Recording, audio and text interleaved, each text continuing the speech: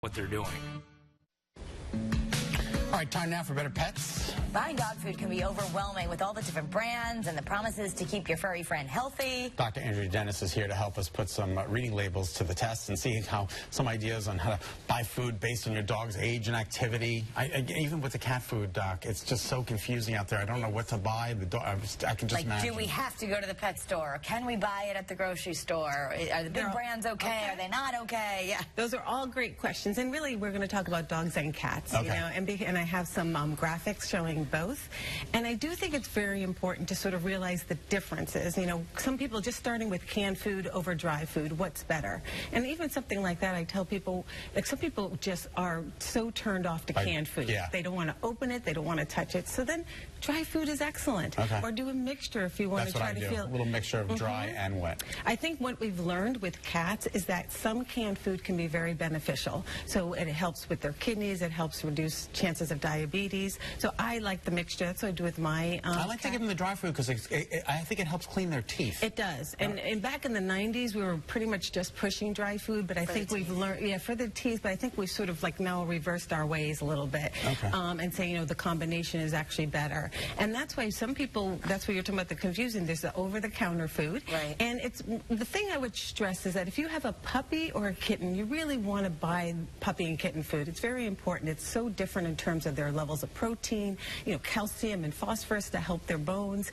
So that I would always make sure that when they're a year or less for a cat, kitten food, and for a puppy food. Just a year or less. Yes. So is there any benefit to buying the kitten food as they get older? No, and you're actually doing a little bit too much harm because there's a little bit too much protein in there and so I was calcium, wondering and if that's I buy kitten food for an adult cat, what's going to happen? Well, you know, and sometimes when you have an adult and a kitten at the same time, I tell people don't panic if they eat each other's food a little bit, but after that year, it really will be so much more healthier. Less calories, it's better. Okay. And then we do have some illnesses that we see all the time, you know, in terms of pets that we have to put on special food. Those are prescription foods. And that's where you get your true guidance from your veterinarian. They're restricted, like in kidney failure, they're restricted in protein, so you have to go get actually a prescription to buy that type of food. Okay. And then, believe it or not, I'm not against homemade diets. People can do homemade diets if they believe in that they want the best ingredients and they want to cook for their animal. But make sure you get a professional to help guide you with those homemade diets. Right, I remember you drove me to a website where you actually give the breed, the age, and they'll send you back the right thing, because you can't just give your cat or your dog like what you're eating. They're sardines, for instance. Do you have a label you want us to look at? Well, yeah, we just want to look at how overwhelming labels can be. And I brought this little bag, which is a little bit too difficult. Wow. Yeah. But this one is a good example. It talks about, this was advertised as a wild boar diet. Okay. And people get a little bit confused. You really want to look at the top 5 ingredients. So you see wild boar is the first ingredient. Then it's chicken broth. So if you have an animal that's allergic to chicken, you're sort of confused and doing the wrong thing when you buy the wild boar diet. So and then you see there's chicken and turkey, so there's many more types of protein in that food than just the wild boar. And then it gets a little bit overwhelming, and don't worry about the rest of the things that are on the label. I was at a party last week and my jokes fell flat and they called me a wild boar.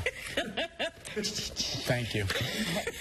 Okay. Right, so can I just ask you, as human beings, they keep telling us to buy things with simpler ingredients that we can pronounce. Is it not the same with pets? Is it totally different? No, there is. I mean, a lot of them, there are some things that we need to do preservative-wise. You know, so if you have a big bag of food, you can't just have always the freshest ingredients in there.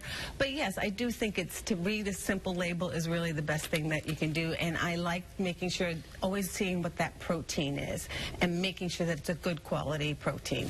Not just chicken meal. Make sure there's real chicken or turkey. We have about a minute. What else? Okay. Well, I wanted the calories. What I think is very important, I think we have a couple of graphics that really show the calories. Okay. There can be a huge difference in cat food. See, I never like most adult cat food is like 420. That says 420 calories per cup.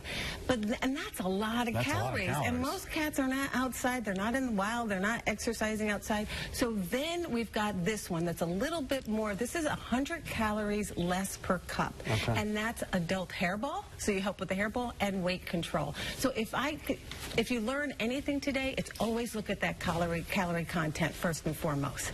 And we have one dog label? There's a dog label here, and the thing is that we're sort of falling into the trap of people adding like extra things like glucosamine in food or chondroitin sulfate. And I just want to make the point that's on the bottom of the list there. Okay. And I just want you to make sure that you really look at that closely, because that's not enough glucosamine for your dog. So don't really use a food to supplement what you should be giving orally, like in a tablet. If your doctor says you need to use the guidance. So I know it's a little bit overwhelming, but no, we got a lot of good information. Okay. Thank you. Sounds great. All right, and as a reminder, you want more information, Dr. Dennis is the owner of the Bloomfield Animal Hospital on Old Windsor Road in Bloomfield. On alternating Saturday afternoons from 2 to 3, she's taking listener questions during Pet Talk on WTIC 1080 radio, so tune in for that.